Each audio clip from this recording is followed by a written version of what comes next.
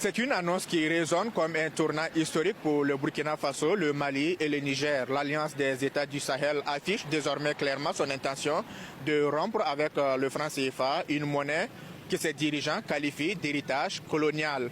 Ils appellent à la souveraineté monétaire, à la transformation locale des ressources et à l'autosuffisance économique. La sortie du franc CFA, bien que saluée par de nombreux citoyens, représente un chantier complexe sur le plan économique.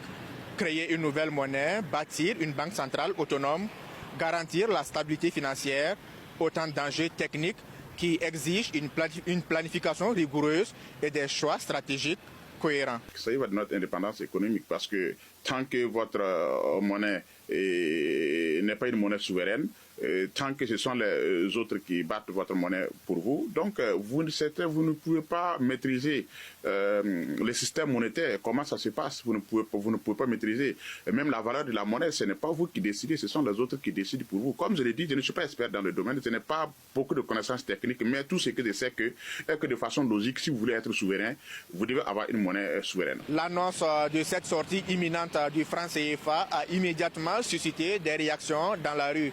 De nombreux citoyens disent être fiers et confiants face à ce changement historique. D'autres s'interrogent sur les conséquences concrètes sur leur quotidien. Si aujourd'hui nous avons une monnaie commune, nous avons une banque commune, sur le plan économique, nous pouvons quand même, j'essaie, rivaliser même avec le dollar et l'euro. Donc nous n'aurons pas peur. Donc ce n'est même pas une question, c'est une nécessité, c'est quelque chose qu'il faut réellement pour ces trois pays. Vous savez, la souveraineté totale d'un pays, j'ai toujours dit à maintes reprises, il y a trois étapes, trois sortes d'indépendance qu'un État doit avoir pour parler de la souveraineté. Et ça veut dire qu'il y a d'abord l'indépendance politique, l'indépendance culturelle et en troisième ligne, l'indépendance économique.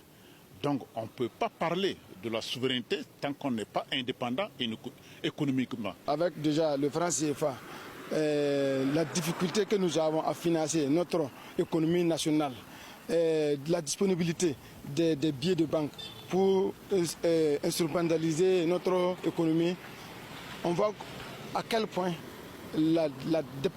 l'indépendance de l'économie peut nous vraiment être utile. Donc si aujourd'hui nous avons notre monnaie, ça veut dire que nous allons vraiment financer notre développement intérieur, qu'on appelle développement endogène. Nous allons financer cela et la jeunesse, les femmes et surtout l'industrialisation sera accentuée à tel point que nous pourrons revendre tout ce que nous produisons à l'extérieur. Avec cette prise de position, l'Alliance des États du Sahel envoie un signal fort, celui d'une rupture assumée avec un système monétaire hérité du passé. Reste à voir si cette volonté politique se traduira par une architecture monétaire solide, crédible et durable.